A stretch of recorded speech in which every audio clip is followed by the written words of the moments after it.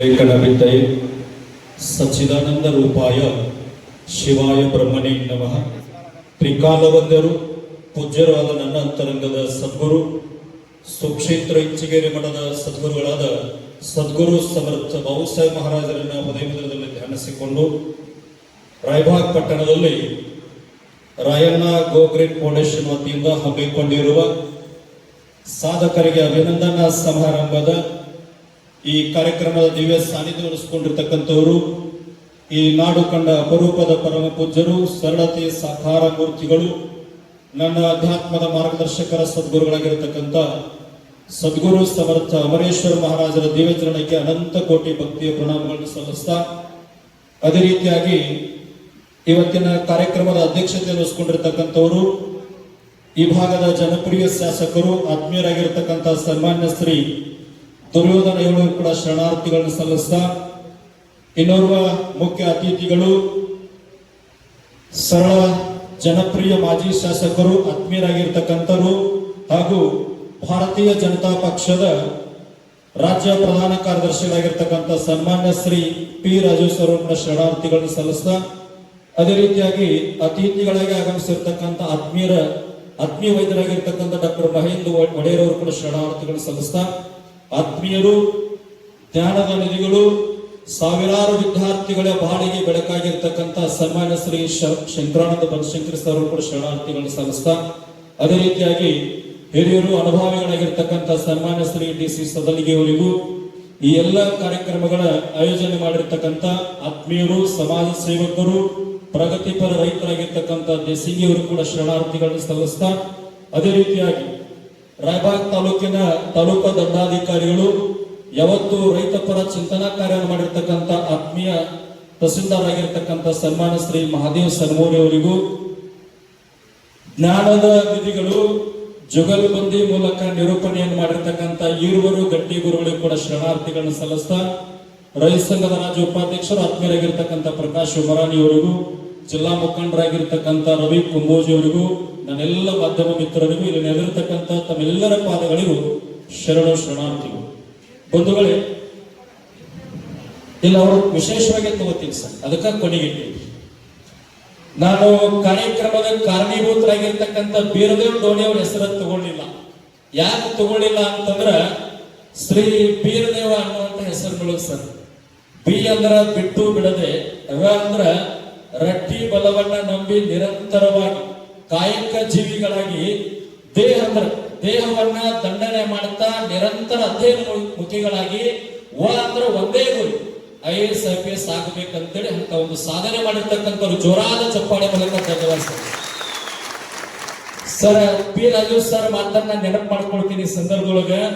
ಒಬ್ಬ ಗ್ರಾಮ ಪಂಚಾಯತಿ ಸದಸ್ಯ ಆದವರು ಗಾಡಿನ ಬದಲಾಗ್ತಾವ, ವೇಷಭೂಷಣ ಬದಲಾಗ್ತದ.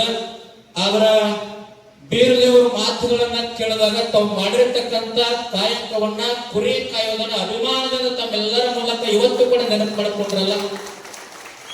ಒಬ್ಬ ಗ್ರಾಮ ಪಂಚಾಯತಿ ಸದಸ್ಯ ಆದ ಅಂತಂದ್ರ ಅವನ ಹಾವಭಾವ ನೋಡಬೇಕು.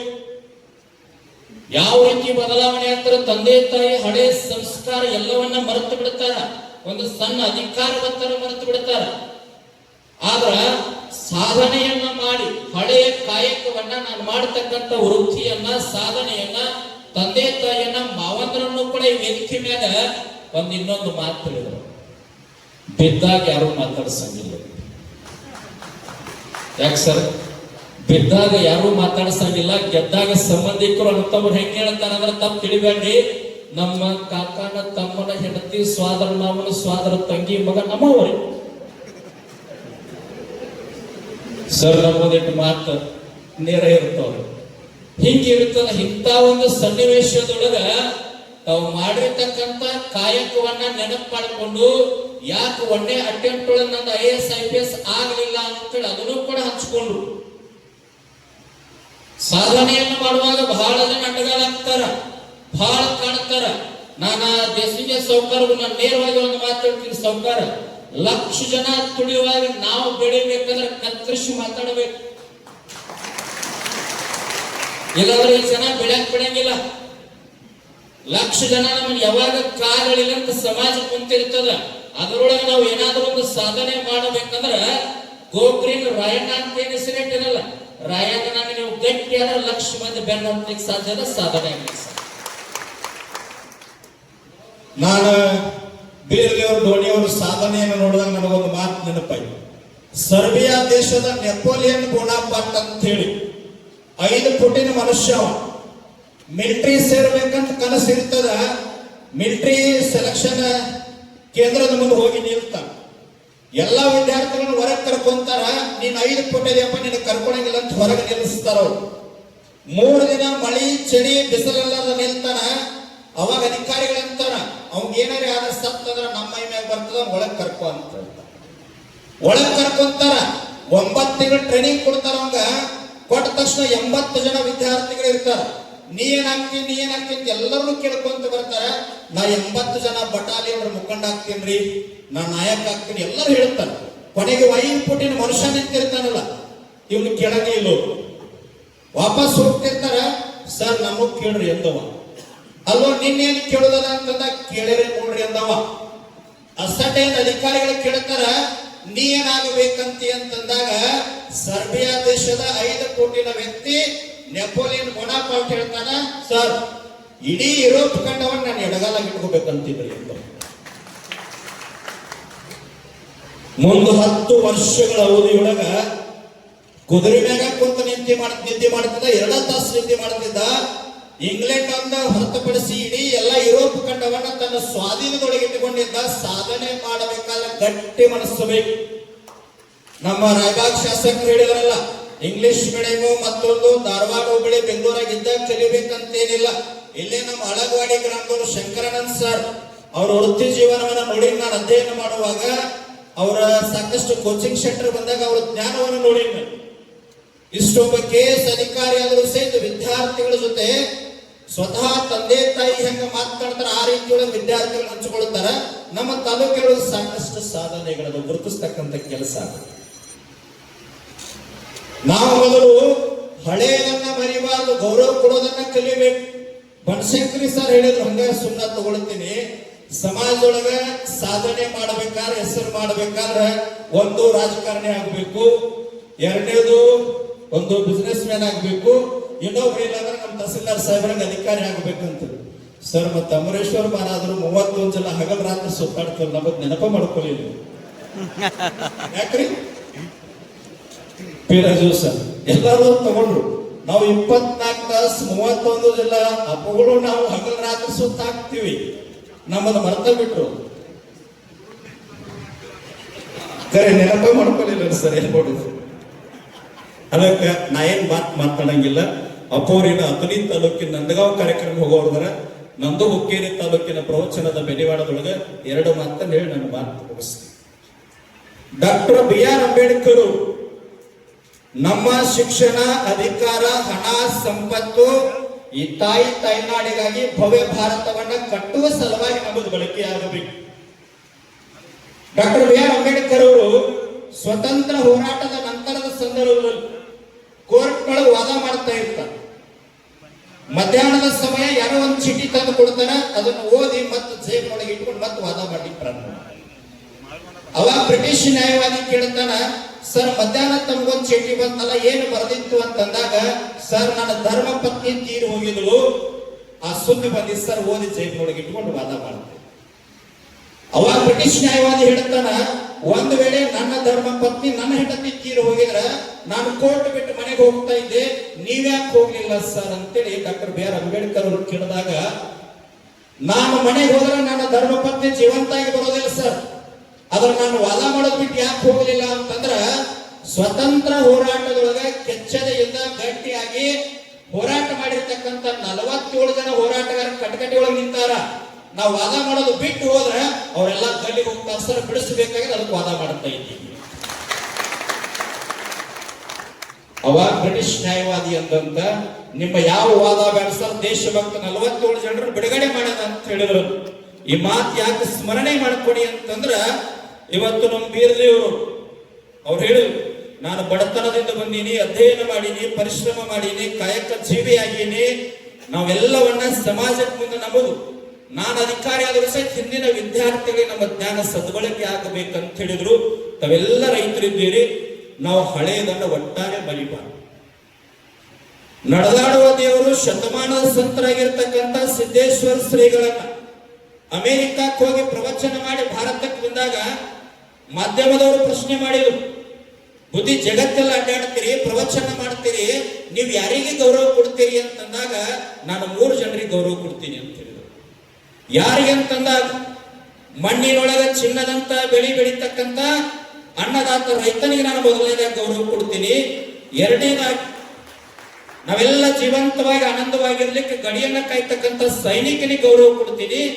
ಈ ಜಗತ್ತನ್ನ ಜ್ಞಾನದ ಮೂಲಕ ಉದ್ಧಾರ ಮಾಡ್ತಕ್ಕಂಥ ಸಂತನಿಗೆ ನಾನು ಗೌರವ ಕೊಡ್ತೀನಿ ಅಂತ. ಕೊನೆಯ ಒಂದು ಮಾತೇಳಿ ನನ್ನ ಮಾತು ಮುಗಿಸ್ತೇನೆ. ಹಳಿ ಕಾಯಕವನ್ನ ಮರಿಬಾರದು ಅಂತ ಹೇಳಿದ್ದಲ್ಲ. ಒಬ್ಬ ಹಳ್ಳಿಯ ಒಬ್ಬರ ಕಟಿಂಗ್ ಮಾಡ್ತಕ್ಕಂಥ ವ್ಯಕ್ತಿ ಅವನು ನದಿ ದಾಟಿ ಆ ಕಡೆ ಊರು ಕಟಿಂಗ್ ಮಾಡ್ಲಿಕ್ಕೆ ಹೋಗ್ತಾ ಇದ್ದ. ಊರಿನ ಗೌಡ್ರ ಕಟಿಂಗ್ ಮಾಡ್ತಾ ಇದ್ದ. ಕಟಿಂಗ್ ಮಾಡೋ ವ್ಯಕ್ತಿ ಏನ್ ಮಾಡಿದ್ದ ಅಂದ್ರ ಒಂದು ಲಾಟ್ರಿ ಟಿಕೆಟ್ ಖರೀದಿ ಮಾಡಿದ್ದವ. ಹೊಳಿ ದಾಟಿ ಹೋಗಿ ಗೌಡ್ರ ಕಟಿಂಗ್ ಮಾಡ್ತಾ ಇದ್ದ. ಅರ್ಧ ಮಾಡಿದ್ದ ಗೌಡ್ರ ಪೇಪರ್ ಓದ್ತಾ ಇದ್ದ. ಕಟಿಂಗ್ ಮಾಡೋ ವ್ಯಕ್ತಿ ತಲೆಯಾಗ ಬರ್ತದ, ಗೌಡ್ರ ನಾನೊಂದು ಲಾಟ್ರಿ ಟಿಕೆಟ್ ತಗೊಂಡಿನ್ರಿ, ಅದು ಹತ್ತದ ನೋಡ್ರಿ ಪೇಪರ್ ಒಳಗ ಅಂತಂದಾಗ ಗೌಡ್ರು ನೋಡೋದ್ರೊಳಗ 50 ಲಕ್ಷ ರೂಪಾಯಿ ಅವನ ನಂಬರ್ ಲಾಟ್ರಿ ಹತ್ತಿತ್ತು. ಅವಾಗ ಕತ್ತಿ ಬಟ್ಲ ಡಬ್ಬಿ ಎಲ್ಲ ಮಡಿಚಿಟ್ಟು ಚವೆ ಹಾಕಿದ. ಗೌಡ್ರದ್ದು ಅಲ್ಲೂ ಅರ್ಧ ಕಟಿಂಗ್ ಮಾಡಿ ಇನ್ನೊಂದರ್ಧ ಮಾಡಲ್ಲಂದ್ರು. ಹಂಗಲ್ರಿ ಗೌಡ್ರು, ಇಲ್ಲಿ ತನ ನೀವು ಶ್ರೀಮಂತು, ನನಗೆ 50 ಲಕ್ಷ ಅಂತೆಲ್ಲ, ಇನ್ ಮ್ಯಾಗ ನಾ ಶ್ರೀಮಂತ್ರಿ ಅಂತವ. ಅಲ್ಲೂ ಅರ್ಧ ಮಾಡಿ ಪೂರ್ತಿಯರ ಮಾಡಿ ಹೋಗಂದ್ರು. ಇಲ್ರಿ ಅನ್ನೋ ಡಬ್ಬಿ ತಗೊಂಡ ನದಿ ದಾಟಿ ಬರ್ಬೇಕಲ್ಲ, ದೋಣಿ ಒಳಗ್ ಕುಂತಿದ್ದ. ನಡು ಮಧ್ಯದೊಳಗೆ ಬಂದಾಗ ಅವನು ತಲೆಯೊಳಗೆ ಒಂದು ವಿಚಾರ ಬರ್ತದ, ಎಷ್ಟು ವರ್ಷ 5-10 ರೂಪಾಯಿ ಕಾಯಕದಾರಿಯಾಗಿ ಕಟಿಂಗ್ ಮಾಡೀನಿ, 50 ಲಕ್ಷ ಅಂತದ, ಈ ಡಬ್ಬಿ ತಗೊಂಡು ಇನ್ನೇನು ಮಾಡೋದು ಅಂತೇಳಿ ಡಬ್ಬಿ ನದಿಯೊಳಗೆ ಬಿಟ್ಟ. ಮನೆಗೆ ಬಂದ. ಹೆಂಡತಿ ಕೈಯೊಳಗೆ ಲಾಟ್ರಿ ಟಿಕೆಟ್ ಕೊಟ್ಟಿದ್ದ. ತೈ ತೈ ತೈ ಅಂತ ಕುಣದಾಡ್ಕೋತ ಹೆಂಡತಿಗೆ ಹೇಳ್ದ, ಆ ಲಾಟ್ರಿ ಟಿಕೆಟ್ ತಗೊಂಡು ಬಾ, 50 ಲಕ್ಷ ರೂಪಾಯಿ ಲಾಟ್ರಿ ಹತ್ತದ ಅಂದ್ರು. ಅವಾಗ ಹೆಂಡತಿ ಅಂತಾಳ, ಅಲ್ರಿ ಬರಿಗೈಗೆ ಬಂದಿರಿ, ಕಟಿಂಗ್ ಡಬ್ಬಿ ಎಲ್ಲಿ ಇಟ್ಟಿರಿ ಅಂದಳ.